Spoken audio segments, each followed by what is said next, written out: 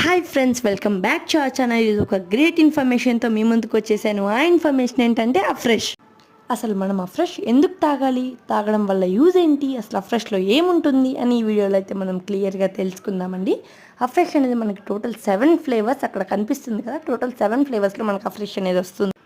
Afresh అనేది ఒక energy drink mix and దీనిలో మనకి కెఫిన్ ఉంటుందండి. అండ్ దీనివల్ల మనకి ఎక్కువ క్యాలరీస్ కూడా ఏం రావు. జస్ట్ 3.52 క్యాలరీస్ మాత్రమే మనకు వస్తాయి, అంటే less than 4 calories. Teas and coffees తాగే వాళ్ళకి ఇది బెస్ట్ రీప్లేస్మెంట్ అండి.